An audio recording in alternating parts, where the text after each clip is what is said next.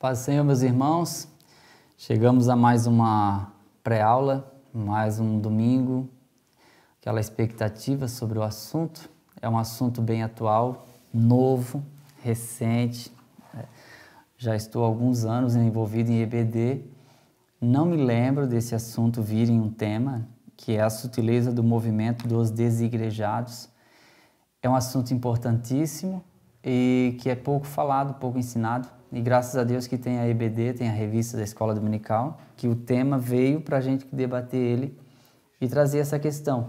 É um assunto que tem sido muito debatido nas redes sociais, há muita gente falando sobre isso na internet, sobre o movimento dos desigrejados, pessoas que não têm denominação definida, e até porque esse termo ele já foi meio que tomado no pejorativo por muitos que seguem essa vida sem denominação definida e preferem que não sejam chamados de desigrejados, porque segundo essas pessoas que não congregam em lugar algum, eles são a igreja, eles são igrejados, mas sem templos, apenas o movimento e as reuniões em salas, em restaurantes, lanchonetes e assim por diante, que faz deles pessoas cristãs.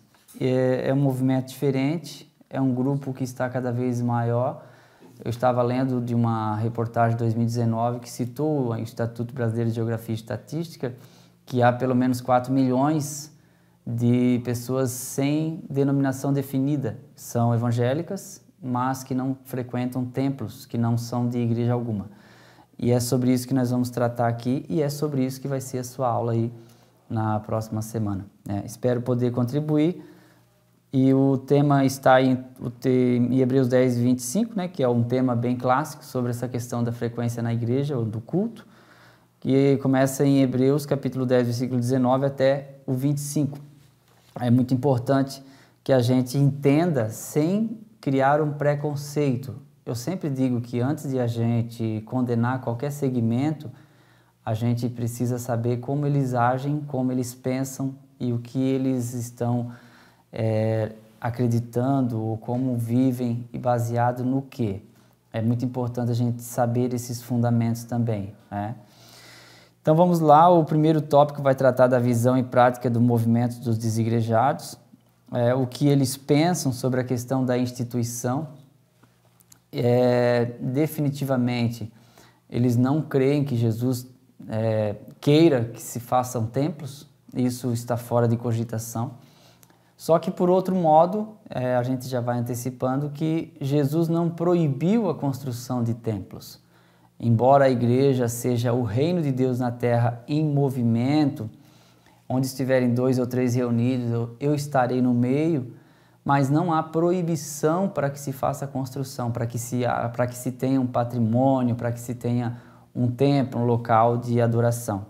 Então, para muitos desse segmento, quem começou com a ideia de construção de templos foi Constantino, no ano 313, e posteriormente as igrejas foram sendo construídas sem a aval de Deus. Então, para muitas pessoas que são adeptos a esse movimento, é errado construir templo, porque a construção é humana e desnecessária. E aí começa-se uma guerra contra o suposto sistema religioso, já que o sistema religioso, para muitos, ele está vinculado a uma denominação. Mas sistema religioso existe com ou sem denominação. Então a gente precisa saber que, por mais que a gente tente se escapar de pertencer a uma igreja construída por um templo feito por mãos, nós vamos estar convivendo com outras pessoas que também terão, supostamente, pensamentos que a caracterizam como parte de um sistema religioso. Então, não tem muito o que fazer a respeito disso. A gente vê no Novo Testamento que Jesus frequentou templos, o próprio templo de Jerusalém foi frequentado pelos apóstolos. A Bíblia diz lá em Atos que Pedro e João foram ao templo, subindo para orar na hora da oração, a hora nona, encontraram com o coxo na porta do templo e assim por diante. Então, a gente sabe que o templo era usado como fim de adoração. Não se fazia templos no Novo Testamento, porque a igreja era uma igreja dependente do império. Então, o império não via necessidade de construir, mas até via a igreja com olhos diferentes, tipo, esse movimento está proibindo o pagamento de impostos e não se sujeita aos imperadores, então a gente precisa diminuir um pouco esse movimento. Então, nesse quesito, é impossível conceber a ideia de uma construção, a igreja com um local físico, com uma sede da igreja primitiva, de Atos dos Apóstolos, lá no Novo Testamento. Não se pensa nisso como algo que pudesse acontecer, visto que eles se escondiam, fugiam e estavam constantemente em perigo. Então é importante a gente pensar nisso, né, nessa questão do próprio contexto cultural, né? Uma outra coisa que os que não têm uma definição de denominação, eles não são a favor da hierarquia, ou seja, pastor, evangelista, presbítero, diácono. Embora na Bíblia as hierarquias, os cargos eclesiásticos, eles não funcionam como uma hierarquia, mas a hierarquia era mais por idade, sabe? Por uma questão cultural. Tanto que se nós pegarmos a palavra presbítero do Novo Testamento, ela equivale a ancião, que é uma pessoa com a idade avançada, que era reconhecidamente um conselheiro na própria comunidade cristã, e isso veio do judaísmo. Quando foram colocados o Espírito de Moisés sobre 70 anciãos, esses anciãos exerciam uma liderança. Então, essa mesma característica desses anciãos, ela foi transferida para o presbitério, que nós temos no Novo Testamento. Então, nós temos aí também a palavra bispo, que é superintendente, que era alguém que cuidava de uma região de igreja. Mesmo o bispado e a questão do presbitério, na própria descrição bíblica, em Atos 20, até em Timóteo 3, quando Paulo fala para Timóteo, não nos é apresentado como uma forma de hierarquia, em superioridade e inferioridade. Tanto que no Novo Testamento se usava muito a hierarquia no sentido de quem andou com Jesus e quem não andou. E Pedro, Tiago e João eram considerados colunas não devido ao ministério episcopal ou presbitério, por exemplo, mas pelo seu tempo de intimidade com Jesus. Então, nesse caso, não há uma hierarquia definida no Novo Testamento. O que existe são funções. E as funções é o bispo, que é o superintendente, o presbitério, que é o mesmo ancianato, que era alguém que ficava responsável pela igreja com uma idade mais avançada. Temos o diaconato, que era muito usado para a questão das acomodações, organização, limpeza dos locais, porque mesmo que a igreja não tivesse um templo construído, mas haviam cenáculos, que eram lugares onde se fazia festas e fazia-se reuniões semanais, né, nesses cenáculos. Quem tinha um pouco mais de poder aquisitivo tinha um cenáculo, que era um salão de festa, e cedia para a igreja acontecer ali. E havia os cooperadores, mas nada como hierarquia. E hoje a gente vê que existe a hierarquia e essas pessoas que não concordam, elas atacam muito a igreja por conta disso. Por conta dos abusos que há por parte de muitos que se julgam semideus. Mas não são todos. Quanto mais a gente recebe a titulação, mais a serviço dos outros a gente deve estar, né, em submissão um ao outro e prontamente qualificado para responder questões, para interceder em oração, para estar dando respostas para essas pessoas que chegam na igreja e chegam no culto. Então, até aí a gente sabe, é uma questão particular. Não concordamos, não concorda, só que existe essa questão para a própria igreja local se organizar, que não é algo proibido pela Bíblia também, essa hierarquia, tá certo?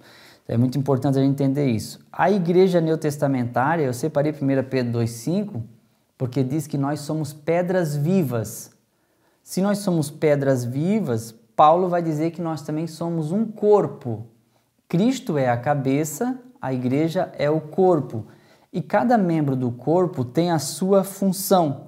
Então, nisso, a igreja ela é um organismo, ela é um conjunto de pessoas vivas que formam um corpo vivo e atuante. Por isso que a Bíblia manda a gente oferecer a Deus um sacrifício vivo. Por que vivo? Porque no Antigo Testamento matava-se o animal e aí sim oferecia em holocausto. No Novo Testamento a gente chega vivo e a gente é colocado sobre o altar vivo. E esse sacrifício vivo ele tem um problema que ele pode saltar do altar na hora da entrega. Mas a gente sacrifica a nossa vida, o nosso tempo, e a gente apresenta a Deus um sacrifício vivo, né, que é o nosso culto racional. Depois de toda essa apresentação é que a gente experimenta a boa, perfeita e agradável vontade de Deus. E a segunda característica da igreja, primeiro é organismo, e segunda ela é uma organização. A igreja com CNPJ, com endereço físico, porque tem muitas pessoas que, não, mas eu sirvo a Deus pela internet. Não, beleza. Quando você morrer, vai ter que chamar a pessoa que te orienta pela internet para vir fazer seu sepultamento. E se essa pessoa é lá da Bahia, já vai ter um problema. Vai ter que contar com alguém aqui local para fazer isso. Quando o filho nasce, precisa de alguém para apresentar essa criança. São questões cerimoniais. Tem a questão do cerimonial de 15 anos. Tem a questão do batismo em águas. Onde vão se batizar? Quem vai fazer esse batismo? Então, são questões que devem ser analisadas e levadas, trazer a questão sobre isso. Tá? Não temos uma localização, não temos um local definido, mas precisamos de uma organização. Logo, será uma igreja. Só não tem um endereço, mas é uma igreja. Então, a igreja ela é um organismo, porque ela é viva, e ela precisa ser uma organização, porque ela pertence a um país. E eu não vejo que isso tira a espiritualidade da igreja por ela ser uma organização. O que ela não pode é ser uma mera organização. O que ela não pode é ser apenas um sistema religioso. Ela precisa ser viva, atuante e presente na sociedade. Se ela não estiver enquadrada no texto de Tiago 1,27, visitar o órfão, a viúva, atender nas suas necessidades e manter-se incontaminado do mundo, essa igreja é apenas uma organização e não um organismo. Então muita gente diz assim, mas a igreja deixou a desejar em um aspecto. Mas isso não é motivos para a gente abandoná-la e andar sem igrejas. Quer ver? Eu coloquei uma listinha aqui. Pessoas que não gostam de igreja, que não congregam, uma lista aqui de pessoas. Primeiro, aquela que nunca pertenceu a igreja nenhuma. Então esse faz parte desse grupo. Ou desigrejado. Eu não gosto muito da expressão desigrejado, parece que é um pouco pejorativo, mas sem denominação definida. Alguém que nunca pertenceu a uma denominação, segue sem denominação, muitas vezes ele se enquadra aqui nesse grupo do sem denominação. Segundo, alguém que já pertenceu, mas se decepcionou. Quando a gente se decepciona, a vontade é sair da igreja. E muitos saíram para não voltar mais e engrossaram essas fileiras aí. Terceiro, pessoas que alegam falta de tempo. Às vezes tem tempo de congregar, mas é de manhã, das 9 às 10. E a igreja não está aberta nesse horário. Então preferem viver sem denominação e fazer o seu culto nesse horário. Então alegam ter falta de tempo. Em quarto lugar, pessoas que encontram muita coisa errada na igreja. Seja no âmbito financeiro, no âmbito pessoal, nas questões do próprio serviço cristão. E aí começa a fazer essa lista de coisas que discorda e acha impraticável um culto em uma igreja com endereço e CNPJ.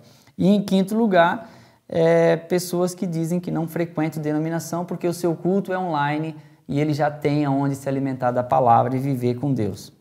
Só que aí eu coloco aqui em primeiro lugar, para a gente pertencer a uma igreja, é muito importante por causa da comunhão. Ter comunhão é muito importante. Mas é porque a gente se reúne em qualquer local.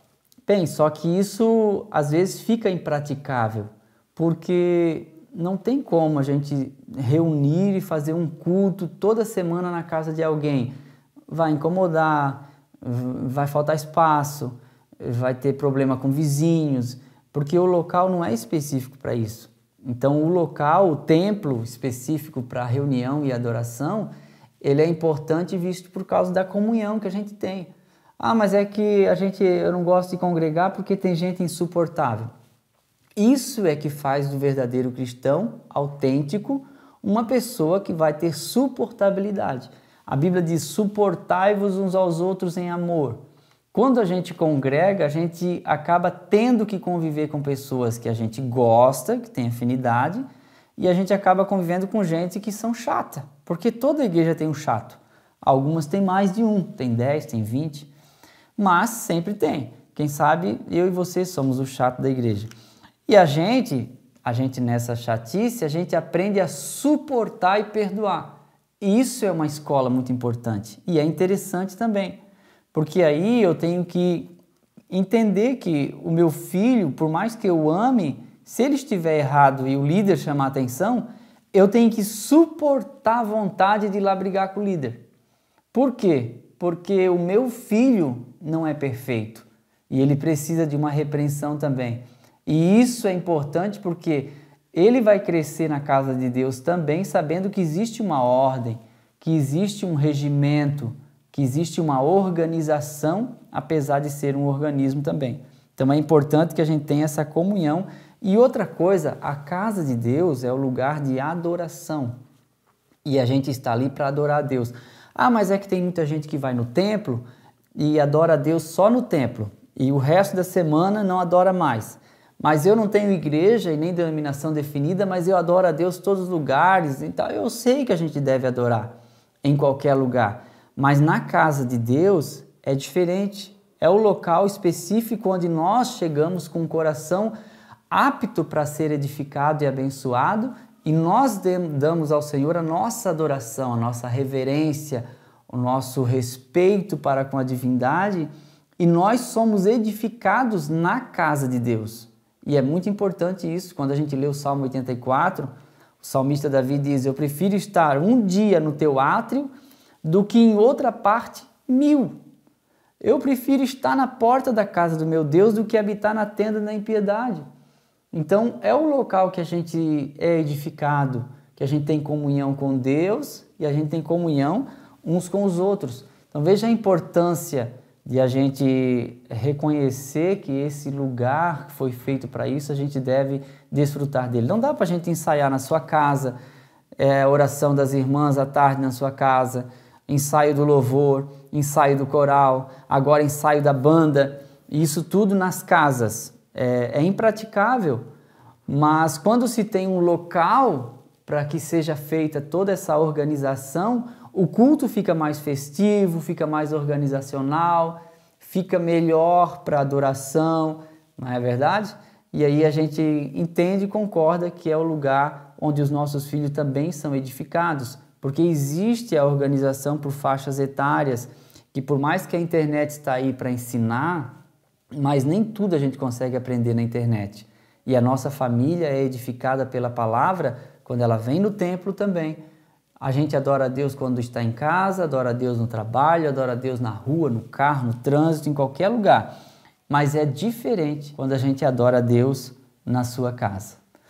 É só na casa de Deus que a gente deve adorar? Claro que não. Eu sei que a Bíblia fala: vem a hora em que os verdadeiros adoradores adorarão o Pai em espírito e em verdade. A gente entende isso, mas o local onde a gente adora a Deus, chamado casa de Deus, é específico para adoração e para nossa entrega. Então é aquilo que está em Hebreus: cheguemos com confiança ao trono da graça, a fim de alcançar graça e sermos socorridos em tempo oportuno. E é na comunhão e na congregação, como diz lá em Hebreus 10, 25, que a gente comunica com os santos a nossa necessidade. Pessoas que não comunicam a necessidade. E é muito importante isso. Às vezes a necessidade não é financeira, é emocional, e a gente precisa estar conversando um com o outro, e aí a gente vai sendo edificado e também edificando. Eu acredito que a melhor forma de servir a Deus é se reunindo em um local. Quando a gente parte para o isolamento, é muito difícil continuar sendo um cristão sozinho. Tá bom? Quando a gente lê lá o próprio texto de Lucas 24, os discípulos estavam no cenáculo reunidos. Então essa reunião não tinha uma placa lá fora, mas era o local que eles se reuniam para falar com Deus, para trocar experiências e para edificar um ao outro. Então esse é um princípio, da palavra de Deus em que a gente deve levar. Não há proibição na construção de templos. Há necessidade para a manutenção desse patrimônio? Claro que sim, porque tudo com o tempo acaba sofrendo desgastes e por isso existem as ofertas para a manutenção da obra de Deus. E no Novo Testamento, a gente vê que haviam duas finalidades nas ofertas, que era sustentar os obreiros, né, e socorrer os pobres. Então aí a gente vê que a importância da própria Bíblia no Novo Testamento para a igreja instituída. Tá bom? Fiquem todos com Deus, obrigado pela atenção até aqui e uma boa aula para você lá na sua congregação, cheia de sabedoria, com muita graça de Deus. Que o Senhor te abençoe. Amém.